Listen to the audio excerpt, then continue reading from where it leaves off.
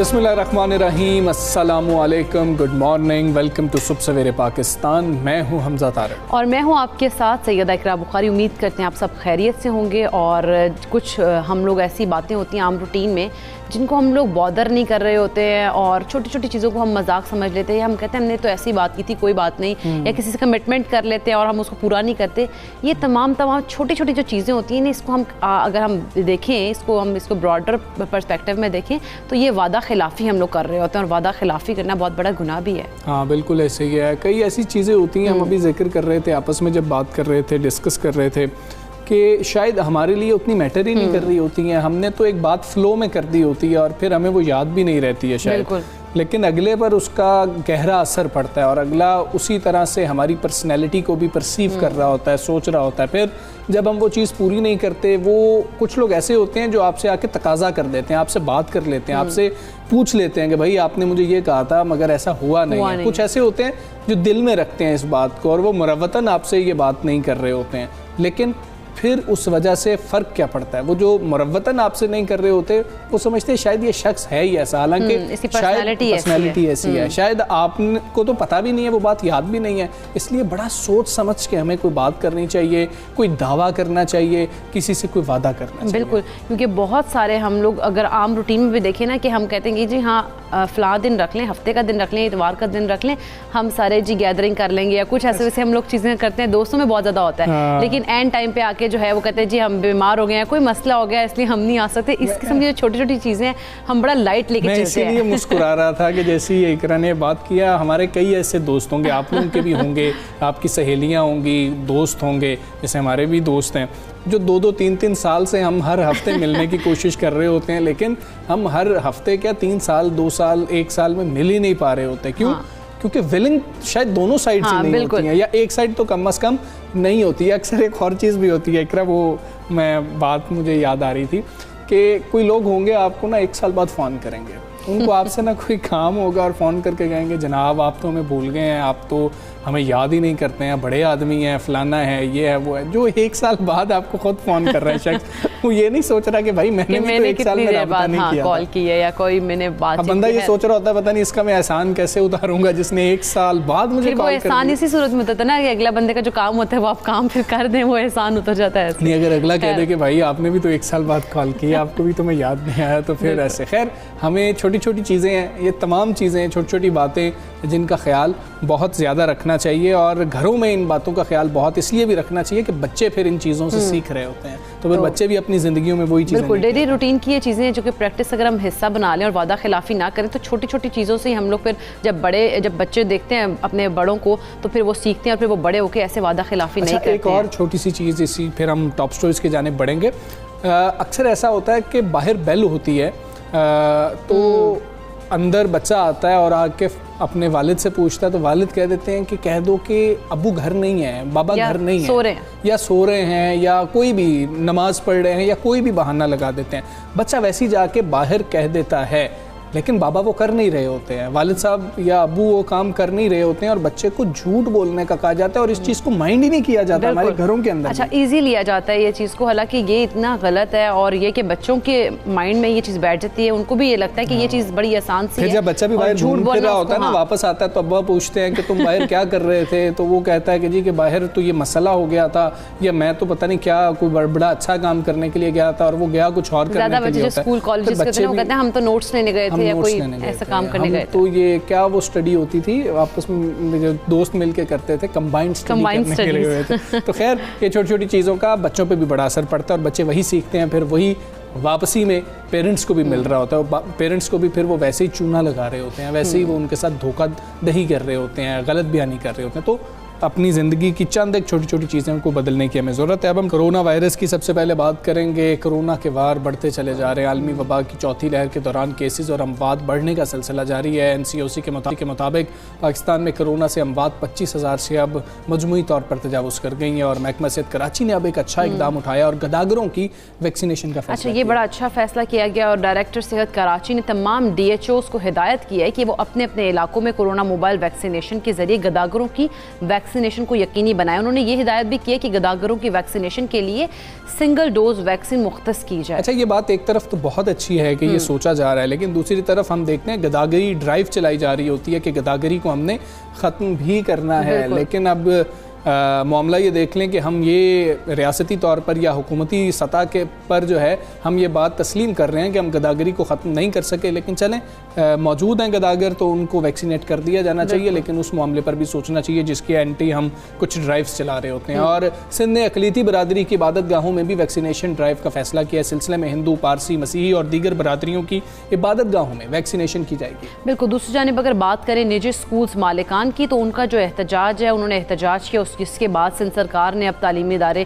खोलने पर रजामंदी का इजहार किया और वज़ीर तालीम सिंध सरदार अली शाह का कहना है कि ऐसे स्कूल्स को 30 अगस्त तक खोलने की इजाज़त होगी। मतलब वहाँ से 30 अगस्त से ऑनवर्ड वो खोल सकेंगे और वही ये स्कूल होंगे सिर्फ जिनके 100% अमले ने वैक्सीन लगवा ली होगी। अच्छा, एक बेहतर खबर यह भी है कि पाकिस्तान और भारत अब ओमान समेत 18 ममालिक से कोरोना की वजह से शहरियों की आमद पर आयद जो पाबंदी है वो ख़त्म हो गई है और ये ट्रैवल कर सकेंगे। अब ये सारी चीज़ें हैं। फिर कुछ लोगों की ये शिकायत भी आ रही हैं कि हमें सेकंड डोज का मैसेज क्यों नहीं आ रहा है, हम इंतज़ार कर रहे हैं। शायद उनकी नज़र से वो ट्वीट नहीं गुजरी, वो बयान नहीं गुजरा कि अब आपको मैसेज की ज़रूरत नहीं है, आप खुद जाके वैक्सीनेट करवा सकते हैं। हम बात करेंगे सारी सूरत हाल पर। पार्लिमानी सेक्रेटरी डॉक्टर नौशीन आमिद साहिबा हमारे साथ मौजूद हैं। डॉक्टर साहिबा अस्सलाम वालेकुम, गुड मॉर्निंग। डॉक्टर साहिबा, सबसे पहले तो आपसे ये जानना चाहेंगे, कुछ लोग ये शिकायत कर रहे हैं कि सेकंड डोज का मैसेज नहीं आ रहा है, उनके लिए वैसे बता दीजिएगा एक बार फिर से, क्योंकि आप बारहा उस पर बात कर चुकी हैं, एक दफ़ा फिर वो क्लियर हो जाएंगे। दूसरा ये कहा जा रहा है कि जो साइनोवैक है,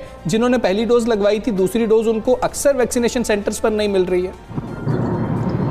देखिए जी, इस वक्त साइनोवैक की मजीद कंसाइनमेंट्स भी पाकिस्तान पहुंच चुकी हुई हैं और मैं नहीं समझती कि साइनोवैक की किसी भी किस्म की शॉर्टेज है। हाँ, ये ज़रूर हो सकता है कि कुछ सेंटर्स के ऊपर जहाँ पर ज़्यादा रश हो जाता है, ज़्यादा लोग आ जाते हैं, तो वहाँ वक्ती तौर पे कोई शॉर्टेज हो जाती है, मगर फिर उसको दूसरे सेंटर से रीलोकेट कर दिया जाता है। मगर हर प्रोविंस में, हर शहर में इसका स्टॉक मौजूद है। और दूसरी बात ये कि सेकेंड डोज के लिए आपने खुद बिल्कुल दुरुस्त कहा है कि अब आपको इंतज़ार करने की ज़रूरत नहीं है। जब आपका 4 हफ्ते गुजर जाते हैं, 6 हफ्ते गुजर जाते हैं, तो आप किसी भी सेंटर में वॉक इन करें, आपकी वैक्सीनेशन हो जाएगी। सिर्फ आपको अपना ID कार्ड नंबर बताना है, उससे वो फ़ौरन आपको ट्रेस करके आपको सेकेंड वैक्सीनेशन आपकी लग जाएगी। अच्छा डॉक्टर नौशीन, इस बारे में बता दीजिएगा कि जो अफराद बैरून मुल्क जाने के लिए मतलब ख्वाहिश रखते हैं, वो ट्रैवल करना चाहते हैं, उन अफराद के लिए मगरबी ममालिक की वैक्सीनेशन का मुनासिब जो है बंदोबस्त भी है मुल्क में? देखिए जी, जो USA के लिए जिन्होंने ट्रेवल करना है उनको तो कोई इशू नहीं है। USA जो है वो हर किस्म की वैक्सीन को एक्सेप्ट कर रहा है। कुछ यूरोपियन ममालिक हैं और UK हैं जो कि स्पेसिफिक, और सऊदी अरेबिया जो कि स्पेसिफिक वैक्सीन्स जो हैं उनकी रिक्वायरमेंट रख रहे हैं। तो उनके साथ अब 2 सूरत हाल है। एक तो ये कि जिन लोगों ने वैक्सीन ऑलरेडी नहीं लगवाई है, तो उनके लिए हुकूमत ने प्रोविजन दे दी है कि वो ये वाली रिक्वायर्ड वैक्सीन जो हैं वो लगा सकते हैं। किसी भी जो मेन इनके मैस वैक्सीनेशन सेंटर्स हैं, सिर्फ उनको अपना वो ट्रेवल डॉक्यूमेंट्स दिखाने हैं, अपना वीज़ा दिखाना है, या जो वर्क परमिट वगैरह उनके पास है या स्टूडेंट वीज़ा है वो दिखाएंगे तो उनको लग जाएंगे। इशू उनके लिए आ रहा है जो ऑलरेडी वो वैक्सीन लगवा चुके हुए हैं, चाइनीज़ वैक्सीन, जो कि वहाँ पर एक्सेप्टेबल नहीं है। तो उसके लिए इस वक्त NCOC जो है वो स्ट्रेटजी पे काम कर रहे हैं और हम कोशिश कर रहे हैं कि बूस्टर डोज जो है, एक थर्ड जो एक्सेप्टेबल वैक्सीन है उसकी लग जाए। उसके लिए नादरा का डाटा भी, वो फॉर्म भी एक डेवलप हो रहा है जिसमें एक थर्ड खाना होगा बूस्टर डोज का। अभी तक तो सर्टिफिकेट पे 2 खाने हैं, तीसरे खाने वाला फॉर्म भी डेवलप हो रहा है और इसके ऊपर गौर हो रहा है कि तीसरी बूस्टर डोज उन लोगों के लिए जिन्होंने इन स्पेसिफिक कंट्रीज में ट्रैवल करने वो अलाउ की जाए। डॉक्टर साहब, मॉडर्ना वैक्सीन जनरल पब्लिक को लगानी शुरू कर दी गई थी, मौजूदा सूरत हाल क्या है? पाकिस्तान के पास मॉडर्ना वैक्सीन मौजूद है? जी, पाकिस्तान के पास हर किस्म की इस वक्त वैक्सीन जो है वो मौजूद है, और अभी आप जिस सिंगल डोज की बात कर रहे थे वो पाकिस्तान के अंदर ही बन रही है। पाकिस्तान में मैन्युफैक्चर हो रही है, NIH के अंदर कॉन्सेंट्रेट जो है वो चाइना से आ रहा है, और वो उसकी मैन्युफैक्चर जो पैकेजिंग फिलिंग है उस इंडिविजुअल डोजेस की वो पाकिस्तान में बन रही है। तो इसलिए ये इस वक्त जो मोबाइल सेंटर्स की आप बात कर रहे थे, इस वक्त तकरीबन पाकिस्तान में जितनी वैक्सीनेशन हो रही है उसमें से 30% के करीब vaccination mobile centres mobile vans के थ्रू हो रही है। तो इसलिए, और वो सिंगल डोज इस्तेमाल की जा रही है, तो ये काफ़ी एक इफेक्टिव हमारा सिस्टम है, जिसके ज़रिए जिस तरह आपने देखा है कि 11 लाख से ऊपर डेली भी वैक्सीनेशंस हो रही हैं। ये इंशाल्लाह ताला मज़ीद भी बढ़ाई जाएंगी, मगर इस वक्त ज़रूरत ये है कि हम अपनी 7 से 8 करोड़ आबादी को जो है वो हम जल्द अज जल्द वैक्सीन कर लें, ताकि फिर हम हर्ड इम्यूनिटी को अचीव कर लें और इसके फैलाव को रोक सकें। अच्छा डॉक्टर नौशीन, इस बारे में बता दीजिएगा बरतानिया के हवाले से कि पाकिस्तान को अब तक रेड लिस्ट में रखा हुआ है, क्यों नहीं रेड लिस्ट से बाहर निकाला गया पाकिस्तान को? क्या उनसे कोरोना का सरकारी डेटा अभी तक शेयर नहीं किया गया है?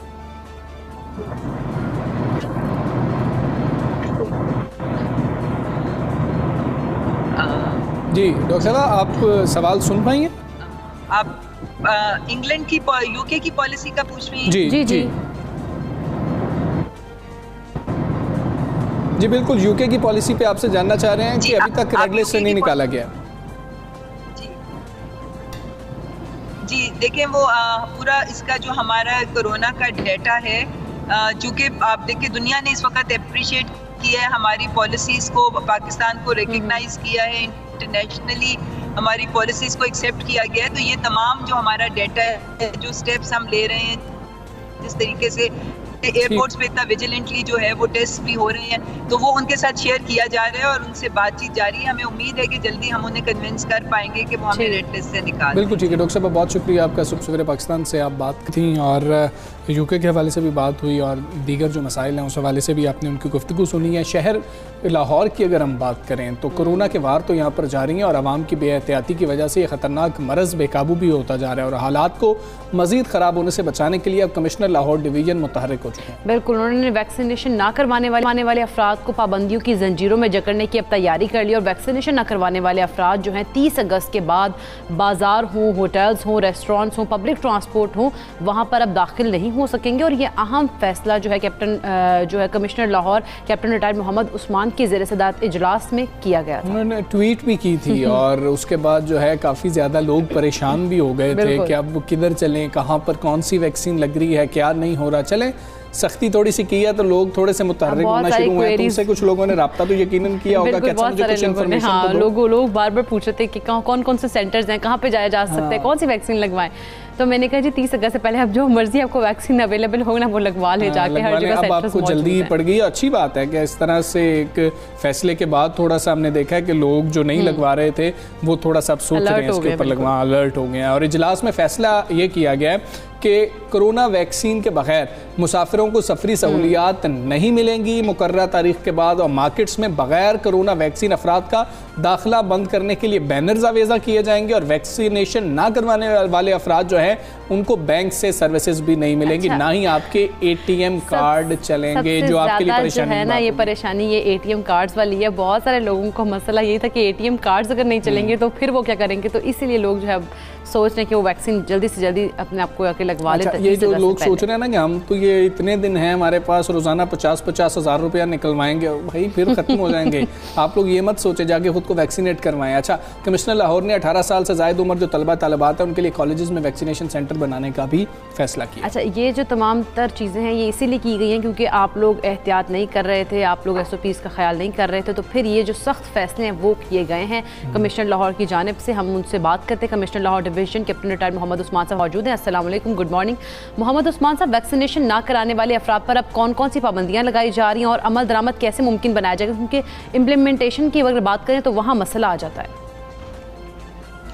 जी देखिए, ये कड़वा फैसला है, मुश्किल फैसला है। इसको ऑब्वियसली इसको इम्प्लीमेंट करने का जो हमने इरादा किया वो इस वजह से किया क्योंकि हमारे वैक्सीनेशन के जो नंबर्स हैं वो जिस हिसाब से ऊपर जाने चाहिए उस हिसाब से ऊपर नहीं जा रहे। जहाँ तक आपने ये सवाल पूछा कि वो कौन कौन से वो कौन कौन सी जगह हैं जहाँ पर ये एक्शन लिए जाएंगे। तो देखें, हमारे पास इंटरनेशनल मुशाहिदे से ये बात सामने आई है कि दुनिया में जहाँ भी ये बीमारी फैली है वो ट्रैवलर्स की वजह से या मूवमेंट की वजह से फैली है।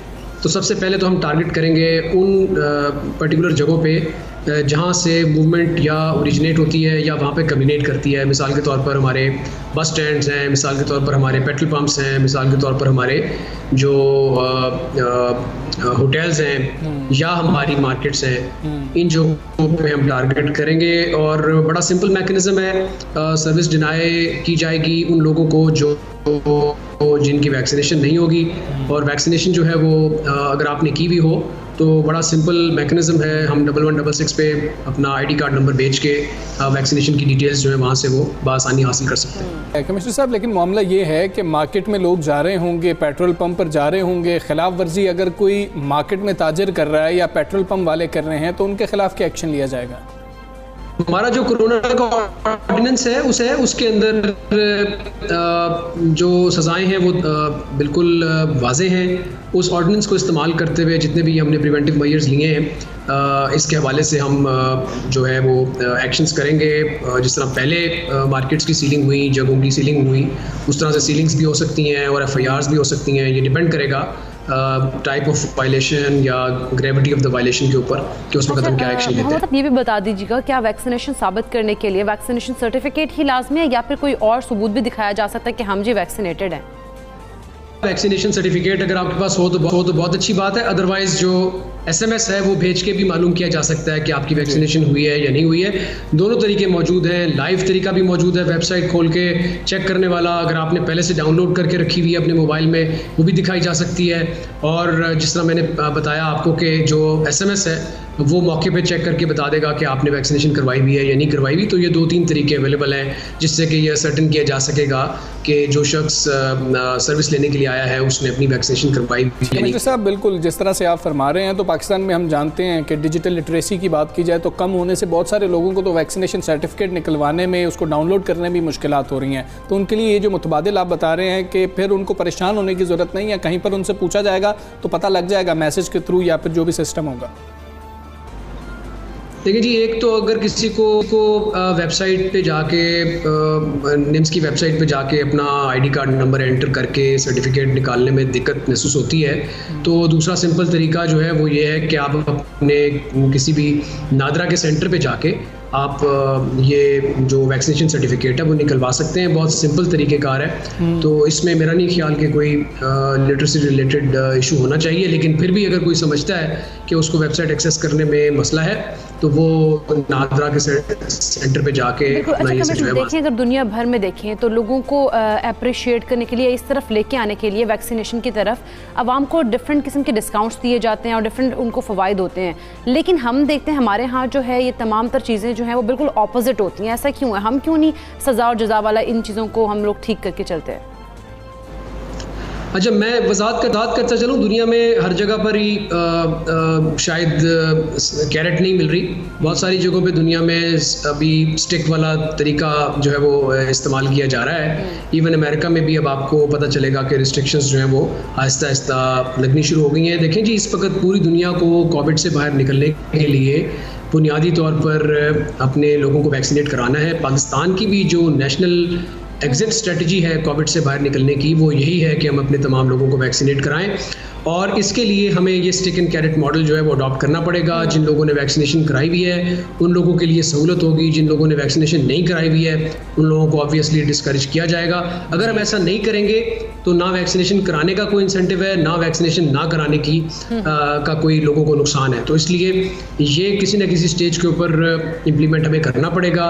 ये हम सब के बेनिफिट के लिए है, तमाम लोगों के बेनिफिट के लिए, क्योंकि जब तक वायरस सर्कुलेशन में रहेगा वो तमाम लोगों को नुकसान। साहब, ये बता दीजिएगा, ये जो सारी पाबंदियां लगाई जाएंगी ये पार्शली जो वैक्सीनेटेड होंगे उनके ऊपर भी लागू हो रही होगी? मतलब जिन लोगों ने एक डोज लगवा ली होगी उन पर भी इसका इतलाक होगा, या फिर जो फुली वैक्सीनेटेड होंगे वही सिर्फ इससे फ़ायदा उठा सकेंगे और उनके खिलाफ कोई कार्रवाई नहीं की जा रही होगी? दूसरा ये कि अब जब लोग डोज लगवाने के लिए, वैक्सीन लगवाने के लिए निकलेंगे, कराची में हमने देखा था शॉर्टेज हो गई थी, तो यहाँ पर हमारे पास वैक्सीन अवेलेबल है? देखिए जी, ये जो इस तरह की कन्फ्यूजन्स हैं या इस तरह की मिथ्स हैं या जो लोगों के जहन में कोई इस तरह की बदगुमानी है कि हमारे पास सेकंड डोज अवेलेबल नहीं है, इसको इंशाल्लाह ताला एड्रेस किया जाएगा। एक तो मैं आपको अपफ्रंट बता दूं, एज वी स्पीक इस वक्त पंजाब में बिलखुसूस लाहौर के अंदर किसी किस्म की कोई वैक्सीन की शॉर्टेज नहीं है। जिस वैक्सीन की भी आपको ज़रूरत है वो हमारे पास अवेलेबल है। अगर आपने एस्ट्राजेनेका लगवाई है तो हमारे पास उसकी सेकंड डोज है। अगर आपने साइनोफार्म लगवाई है हमारे पास उसकी सेकंड डोज है। हमारे पास इस वक्त तमाम वैक्सीन जो हैं वो सफिशिएंट क्वांटिटी में अवेलेबल हैं। तो एक तो मैं ये चाहूँगा कि आपके चैनल के रेफरेंस से लोगों को ये बताया जाए कि किसी किस्म की किसी वैक्सीन की भी कोई शॉर्टेज नहीं है। इन एनी केस अगर आप समझते हैं कि आपको कोई पर्टिकुलर इन्फॉर्मेशन चाहिए, सेंटर वाइज वैक्सीन की अवेलेबिलिटी की डिटेल्स रोज़ाना की बुनियाद पर कमिश्नर ऑफिस जो है वो रिलीज़ किया करेगा। और ये जो बदगुमानी है ऑब्वियसली जब वो इन्फॉर्मेशन रोज़ाना की बुनियाद पर रिलीज़ होगी तो ये जो लोगों के जहन में इस किस्म का कोई वसवसा है वो भी दूर होगा। हमारे पास अप फ्रंट इस वक्त तमाम वैक्सीन जो हैं सफिशिएंट क्वांटिटी में अवेलेबल हैं। फर्स्ट डोज जिन लोगों को लग चुकी है, अगर वो कोई इंक्वायर करना चाहता है हेल्थ डिपार्टमेंट की हेल्पलाइन पे कॉल कर ले या 1716 कमिश्नर ऑफिस का नंबर है उस पर कॉल करके चेक कर ले। हम आपको उस सेकंड डोज की अवेलेबिलिटी कौन से सेंटर पर है वो आपको बताएंगे ताकि आप उस जगह पे जाके अपनी सेकंड डोज लगवा सकें। Commissioner Lahore captain retired Mohammad Usman साहब, बहुत शुक्रिया आपका। सबसे पहले पाकिस्तान से आप बात कर रहे थे। ले जी, लाहौर वाले तो अब तैयार रहें, लाहौर डिवीजन वाले जो हैं वो अब तैयार रहें और सख्तियां जो हैं अब होने जा रही हैं। इसलिए जिन लोगों ने ख़ुद को वैक्सीनेट नहीं करवाया वो जल्द अज जल्द खुद को वैक्सीनेट करवाएं, लाजमी तौर पर। यही हल है।